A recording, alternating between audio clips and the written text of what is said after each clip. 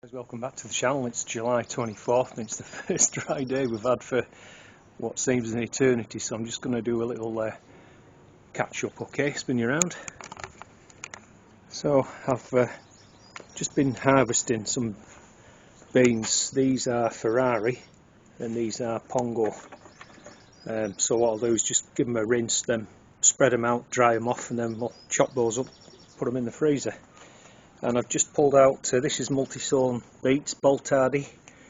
I've pulled those out. If I just turn you around, the end of this bed here, I just want to make a little bit of room. I've got some more things to plant.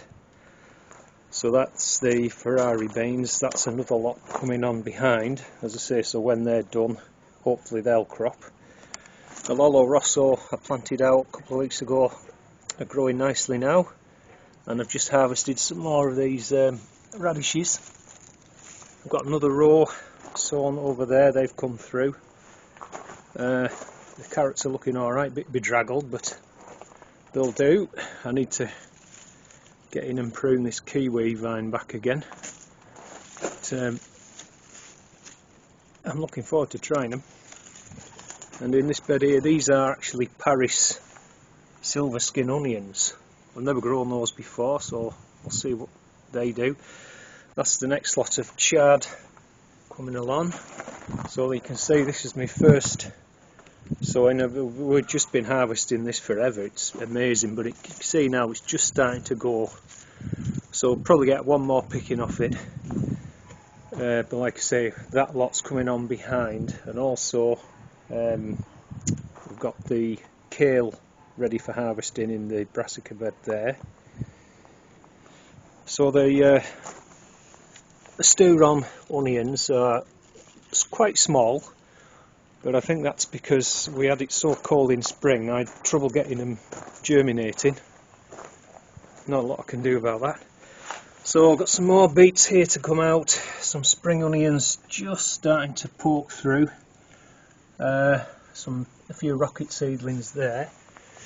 Some courgette plants there, going up to my mates. Also the coriander, it's just starting to go to seed. I might sow some more of that actually.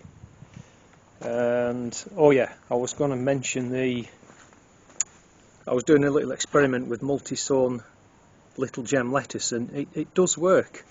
As you can see, we've been harvesting them. You lose quite a lot of the outside leaves. So it's not as kind of, in terms of yield, as good as the Lolo Rosso, but it certainly works. And you can see in the border here, we've had to put some bigger stakes in to keep this asparagus from sort of falling over. Can you see just down there, there's a cheeky curry squash. There's about 3 I think on it. Just one there, look. You can see it. And there's another one behind the fence I think. So I'll just finish this clip off with a quick look in the greenhouse. The Crimson Crush are looking nice. I was in here last night pinching out and tying up. I'm going to stop them any day now, because they've got 1, 2, 3, 4. That will be the 5th truss there, so I'll stop them now. And then these are the Rapunzel. They're a lovely tomato actually. Beautiful shape and flavour. I think I've stopped them at 5, possibly even 6. But yeah, I'll probably grow those again. I do like them. Just at the back there, I actually have, if you can see that, got some bell peppers. So that's good. I'm pleased with that. Right guys, we'll leave it there. Alright guys, we're down on the micro orchard. I'm back just having a walk around, just generally having a look what's going on, and one of the things to do is keep my eye on these plums for brown rot. There's one there, this litter picker comes in dead handy for stuff that's kind of just out of your reach. But that sort of thing, you really do need to get rid of those. You don't want those staying on the tree at all. A little job I need to do is thin these pears out. You can see there's some quite small ones, so I'll remove those first, and then anything that's kind of, you know, looking as though it's got eaten or something like that, so I'll come back to you. Guys, let's have a look. So see, I've removed a fair number, probably a couple of dozen, maybe 30 fruits. Sounds a lot, but actually, you know, there's plenty left on.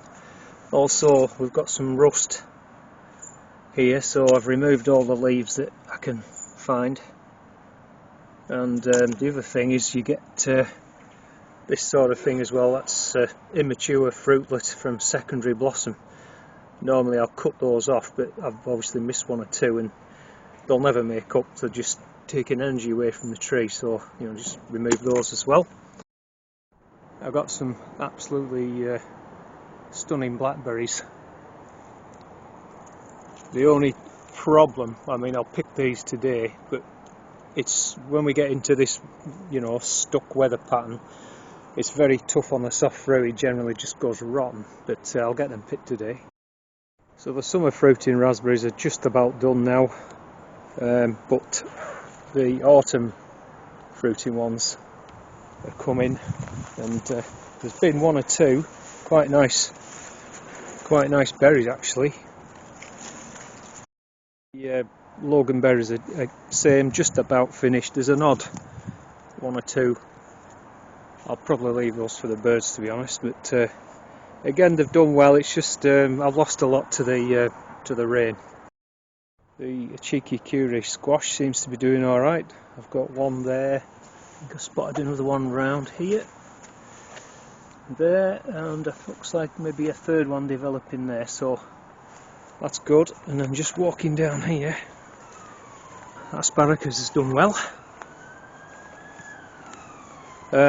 Yeah, the Oregon sugar snap, Oregon sugar pod anyway, they've recovered since they got mauled. I'm assuming it was pigeons, so I don't know, I might have to come and put another piece of chicken wire right over there or something, because if I take those off they'll just hit them again. Let's have a quick look at the elephant garlic now. That's drying really nicely, so again, maybe tomorrow I'll come and kind of tidy that up.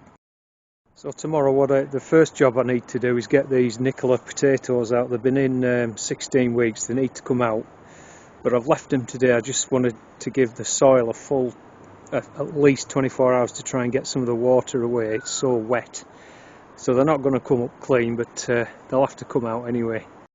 And lastly, I just wanted to show you where I sowed the grass seed. It's coming through alright, same on the other bit there. I don't know if you can make that out on this camera, but as I say, it's one of the positives of all that rain, that it's helped that to germinate. So once it gets a bit higher, I'll just knock the tops off with a strimmer.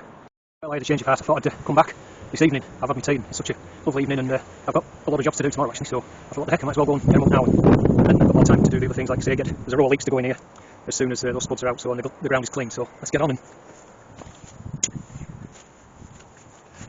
as I say, this variety is Nicola, second early, so it's been in 16 weeks.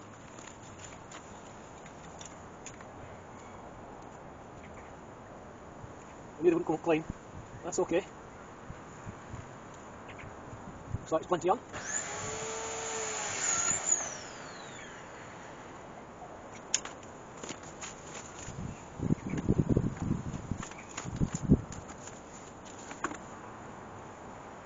The seed 30 there, still firm actually.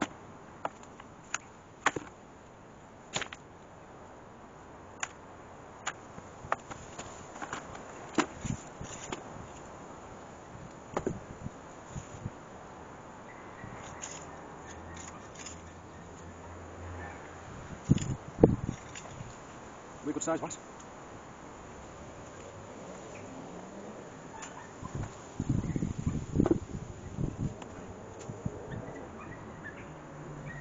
I know it's about 20, rough guess. That's just off the first route. Like I said, you know, there's some really decent sized spuds there. Right then guys, there we go.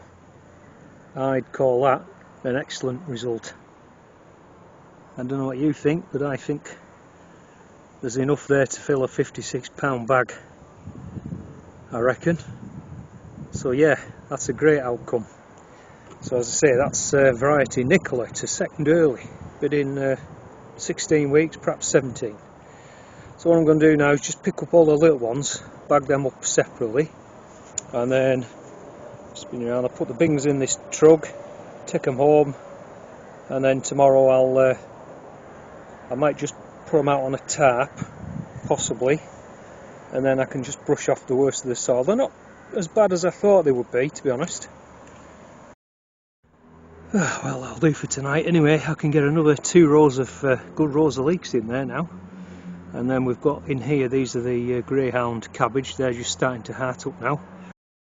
Alright guys, so we're now on the 25th of July, and last night before I went home I put those few leeks that I had in.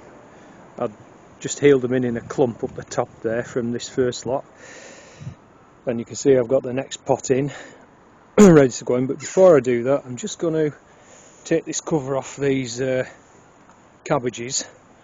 I'm hoping, I don't know if you can see through, they're hearted up nicely, but there's some weeds I just want to get through, and before these weeds set any seed, and pull those out, and then we'll get these leeks in. So I've just pulled that lot out. A lot of it is still bits of raspberries growing, but eventually I will get them all out. But you can see they're just starting to heart up now.